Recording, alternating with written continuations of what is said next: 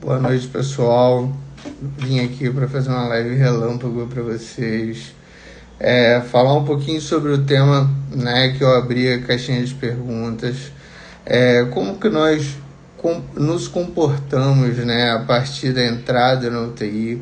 Como que nós pensamos em relação aos nossos pacientes críticos, aos nossos meninos, né? E principalmente, né, o fato de nós já estarmos esperando, né, um prognóstico difícil, já estarmos esperando a patologia difícil. Então, assim, eu vou dar o exemplo do meu caso, assim, né, mas eu acho que pode servir para outras pessoas, né? Eu entrei no estágio da UTI no terceiro período, eu acabei entrando muito cedo, fiz esse estágio até me formar, e já formado, meu primeiro plantão foi em UTI, por exemplo, né? Mas eu sempre penso, né, quando entramos em UTI, o que nós temos de dificuldade, como que nós observamos esses pacientes e como que nós tratamos esses pacientes, né? Porque, na verdade, parece muito fácil, né? Parece o paciente lá no leito e nós simplesmente temos que trocar antibiótico, nós simplesmente temos que trocar medicações, nós simplesmente temos que regularizar e estabilizar esse paciente. Mas nós devemos pensar que é muito mais do que isso, né? É muito mais do que isso. Esse paciente está ali naquele leito justamente porque ele está vivendo talvez a pior patologia da vida dele. Ele está vivendo o momento mais difícil da vida dele. E nesse momento, o familiar dele, seja filho, pai, esposa, colocou aquele paciente nas nossas mãos, né? Sob nossa responsabilidade. Sejamos quaisquer profissionais da saúde.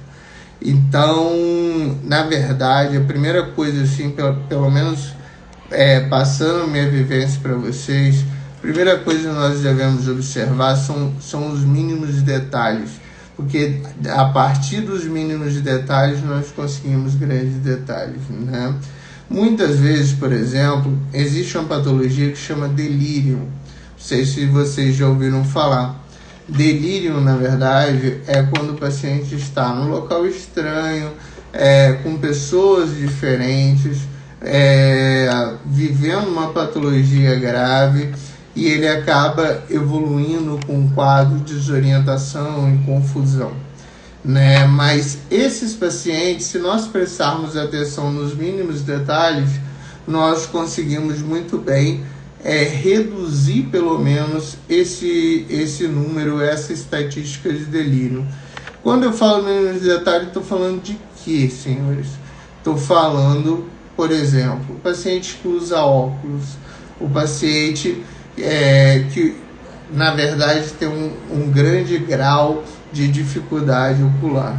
Esse paciente, simplesmente, o fato de você dar um óculos para ele, dar um livro para ele ler, dar uma revista para ele ler, né, esse paciente já se sente acolhido, né?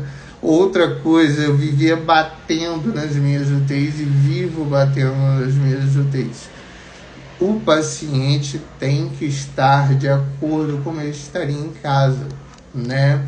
Esse paciente, na verdade, nós não podemos deixar ele, né? Se o paciente, por exemplo, gosta de uma barba mais feita, se ele gosta de uma barba toda realizada, se esse paciente gosta, por exemplo, já peguei vários casos, o paciente o xodó dele era o bigode, né? Então, assim, tratar esse paciente como se fosse o nosso familiar, tratar esse paciente como se ele estivesse em casa, né? Fazer higiene oral, fazer higiene física, fazer a cricotomia, fazer tudo isso, nós conseguimos, tanto com o familiar quanto com o paciente, reduzir esse número de delírio. E delírio, comprovadamente, ele reduz morbidade. Não há ainda estudos dizendo que ele reduz mortalidade, mas a morbidade, já há estudos comprobatórios que reduz a morbidade. Então, a partir daí, nós observamos o que é morbidade, o que é mortalidade. Morbidade são aquelas doenças que o paciente pode adquirir pelo fato dele estar internado na UTI. E mortalidade é o nível de mortalidade desses pacientes. Então, nós já vamos reduzir, pelo menos um risco maior desse paciente. Fora isso, nós podemos falar também sobre aquela insegurança, de tratar esse paciente. Diz um ex-chefe meu, que eu não vou citar o nome porque eu não tenho autorização para isso, mas ele sempre falava: Alex, entra na UTI, não faça mal para seu paciente, jamais prejudique o paciente. Então, qualquer que seja nossa ação para esse paciente, a primeira coisa que nós não devemos fazer é evitar o mal para esse paciente.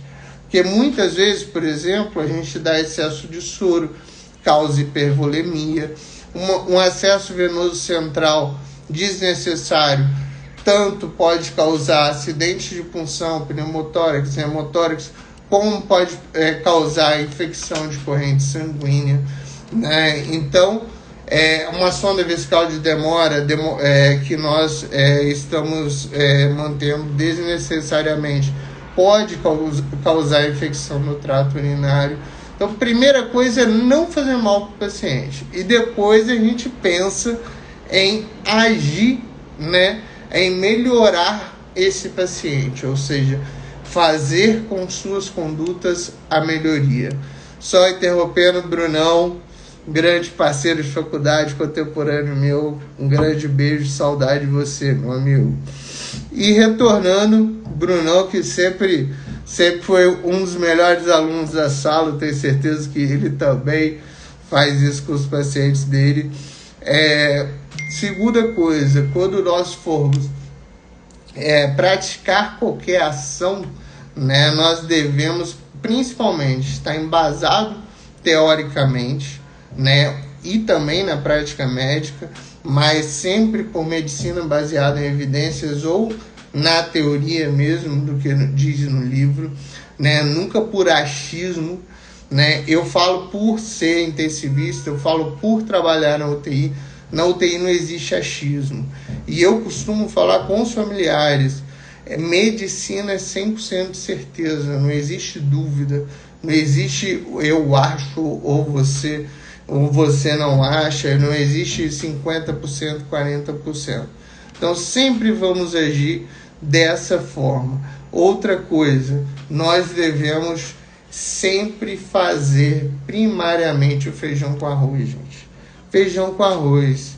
O paciente chegou com infecção, gente, já inicia, faz aquilo que o protocolo sepsis, inicia um antibiótico até 45 minutos, faz a ressuscitação volêmica com 30 ml por quilo. São coisas fáceis.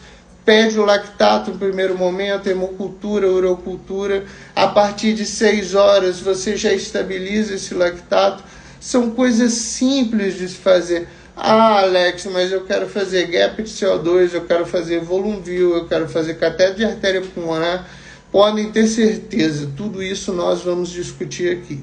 Swan-Ganz, Volumvil, Pico, tudo a gente vai discutir aqui. Só que não é a primeira coisa que a gente pensa no paciente. O paciente chegou para a gente, primeira coisa, estabiliza o paciente, gente. O paciente chegou, pressão 7/4, o paciente está lá, sem nível de consciência, com Glasgow menor que 9, o que você vai fazer? Você vai ficar fosforilando isso tudo para depois cuidar do paciente? Não. Faz o ABC, vê via aérea, vê pressão, controla a pressão, salva a vida do paciente e depois você chega nesse diagnóstico. Obviamente, existe diagnóstico, nós temos que agir mais rápido. Por exemplo, tromboembolismo pulmonar grave, né? TEP grave. Muitas vezes o paciente para por choque obstrutivo grave, seja tamponamento cardíaco, seja por TEP grave. TEP grave você já faz, né, a trombólise, e tamponamento cardíaco você já funciona. Então são nuances um pouco diferentes, mas na maioria dos casos o feijão com arroz é aquilo que basta. É aquilo que nós temos que manter e sempre pensar, não prejudicar esse paciente.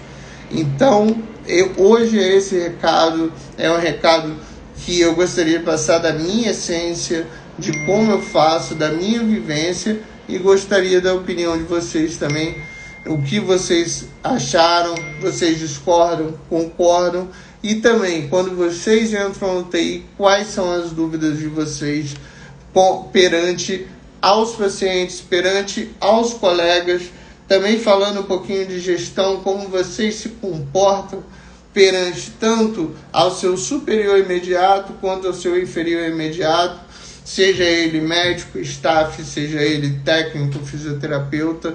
Então a gente está aqui para conversar, debater e tentar sempre trazer o melhor para o paciente. Então, galerinha, muito obrigado pela atenção, obrigado a todos que entraram, fico muito feliz de tê-los aqui.